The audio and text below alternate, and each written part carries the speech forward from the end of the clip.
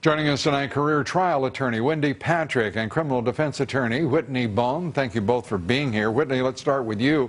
The defendant in that case, Juan Francisco Lopez Sanchez, will stay in trial. He says he fired the gun that killed Kate Steinle by accident. Is that going to be a credible defense?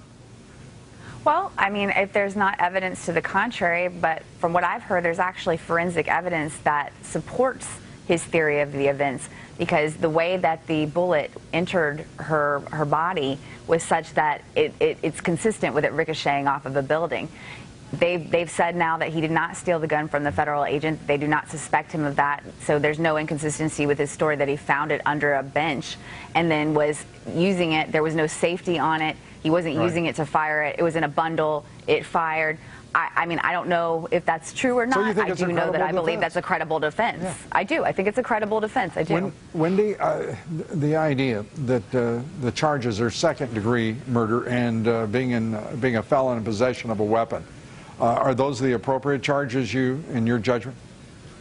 Well, it certainly could be, because here's the deal, Lou. You've got a guy that is firing a gun. Now, it's true the ballistics support the fact that it ricocheted, but that doesn't necessarily absolve the defendant from liability from a murder charge. Remember, the difference is a murder charge requires that level of criminal recklessness. We used to call it depraved heart murder in law school. This is the level they're going to have to prove. So firing the gun in that area to begin with, if they can prove that, that would support the charge in and of itself. Let's turn to if it was an accident, I mean, that it's not murder, it's manslaughter at worst. Well, there comes the jury part.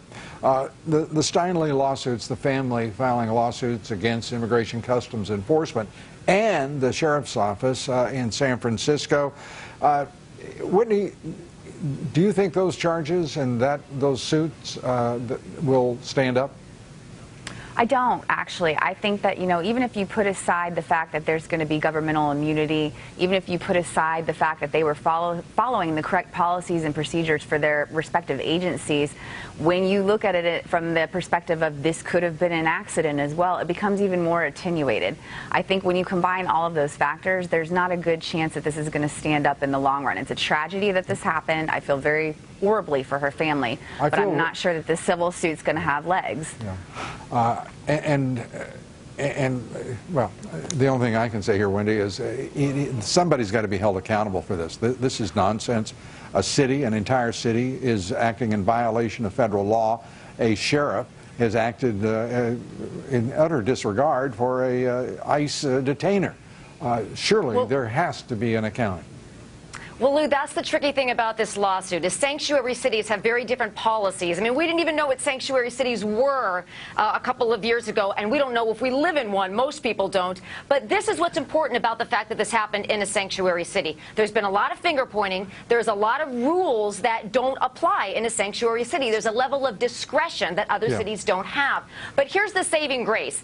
Litigation may at the very least lead to legislation, and that could lead to justice I'd like the courts once just to do the right thing and take on this issue, and I want the legislatures too to pass Kate's law. But this really is it's just disgusting, I think, to most Americans that entire cities can act in flagrant disregard of law. And that there are so many of these cities. Very quickly, we got about 30 seconds. Deflate Gate. Did Judge Richard Berman get it right? Whitney, you get a 10-second answer. It works out for his fantasy football team, but it's too bad for everybody else who already did the draft. If maybe he has him on his team, I don't know. That. But I think he did the right thing. Wendy? I think he did the right thing, yeah.